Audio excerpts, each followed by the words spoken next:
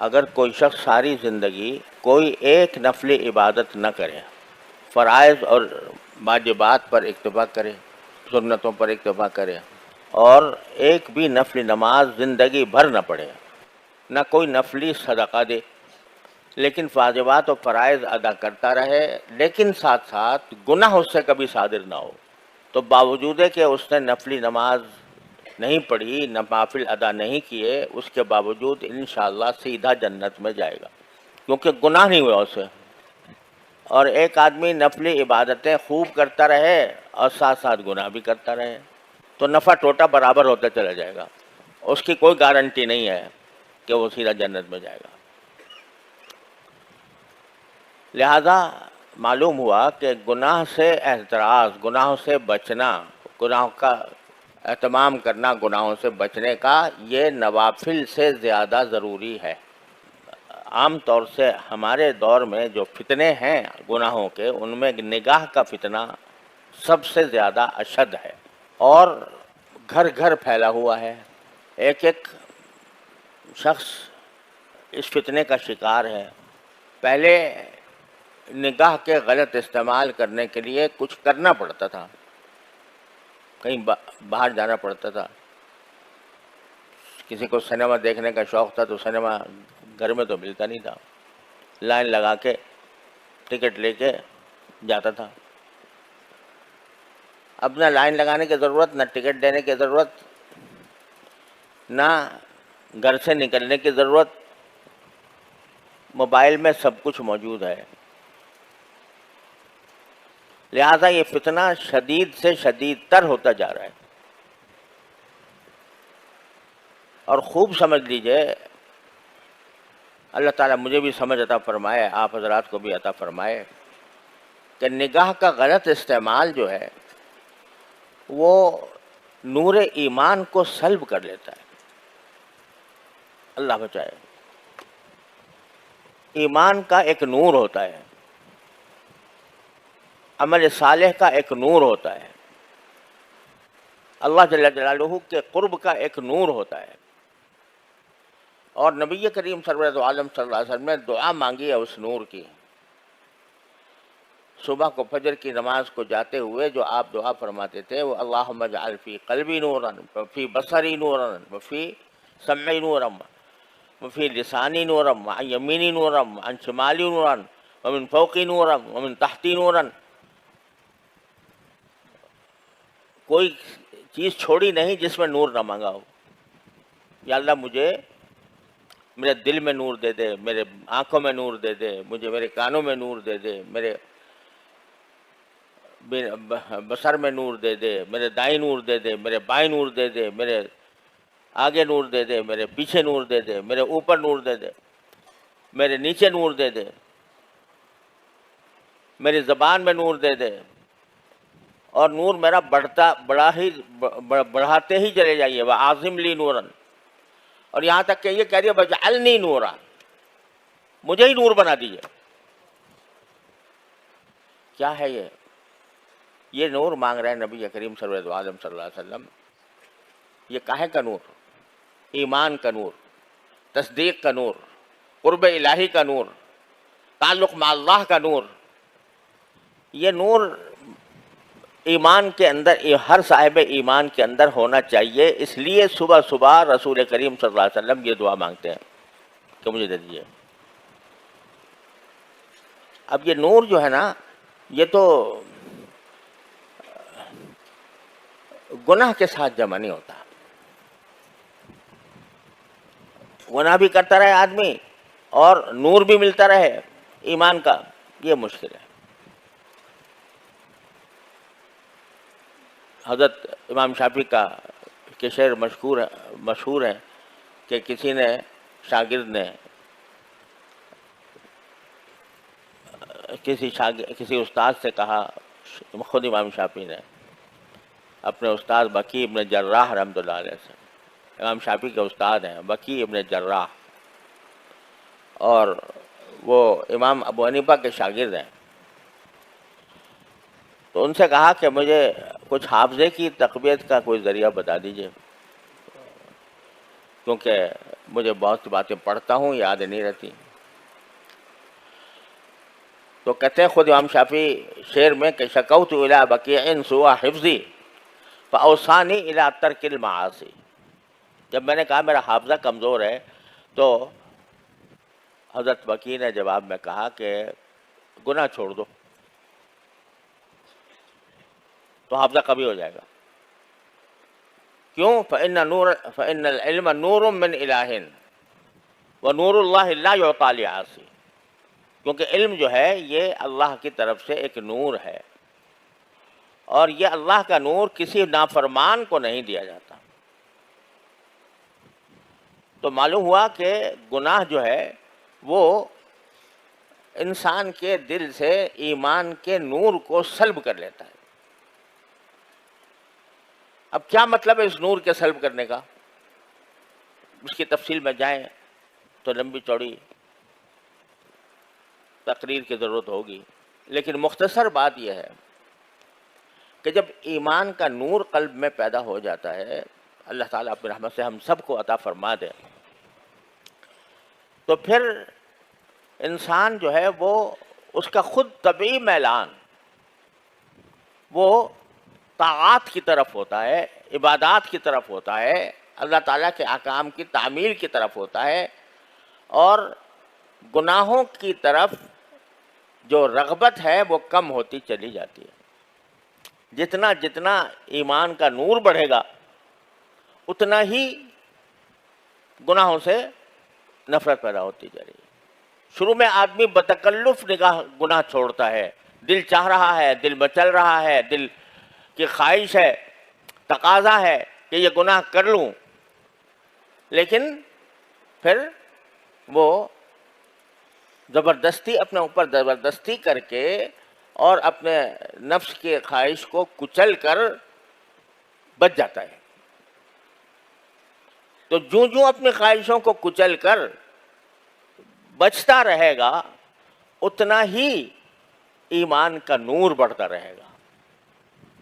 پھر ایک مرحلہ ایسا آ جائے گا کہ گناہوں سے نفرت ہی ہو جائے گی.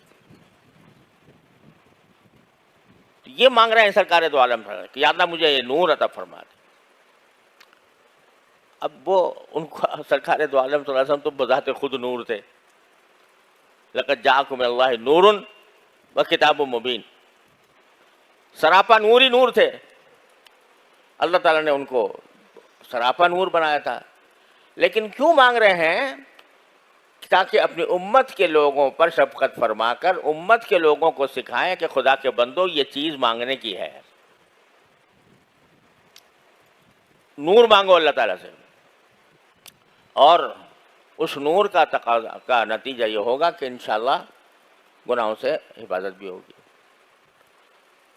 گناہوں کی گناہوں سے بچنے سے نور پیدا ہوتا ہے، اور جب نور پیدا ہوتا ہے تو آپ مزید گناہوں سے بچنے کی ہمت پیدا ہوتی ہے.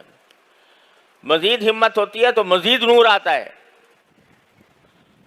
یہ ایک تسلسل ہے جو بندے کو ساری زندگی جس کو حاصل کرنے کی فکر کرنی چاہیے. تو میں عرض یہ کر رہا تھا کہ نگاہ کے غلط استعمال سے کیا ہوتا ہے کہ یہ نور ایمان جو اللہ تبارک و تعالیٰ نے عطا فرمایا بندے کو، اس سے محرومی ہو جاتی. یہ آنکھ کا نور ہے نا جس سے دیکھ رہے ہو، یہ آنکھ ہی کا تو نور ہے نا. کس کا عطا کیا ہوا ہے؟ اللہ تعالیٰ کے سوا کون ہے جس نے یہ دے دیا ہو؟ مفت دے دیا، بے مانگے دے دیا، کوئی قیمت وصول نہیں کی. ساری زندگی تم اس کو استعمال کر رہے ہو، اور اتنی نازک مشین دے دی ہے کہ اس کے کل پرزوں کا اور اس کے رگ پٹھوں کا کسی کو پتہ نہیں ہے. ایک ہمارے دوست ہیں جو اللہ تعالیٰ ان کو شفاء کامل عطا فرمائے، وہ آج کل بیمار ہیں، آنکھوں کے امراض کے اسپیشلسٹ ہیں. انہوں نے مجھے بتایا کہ صرف آنکھ کے اندر 11 قسم کے اسپیشلائزیشن ہیں.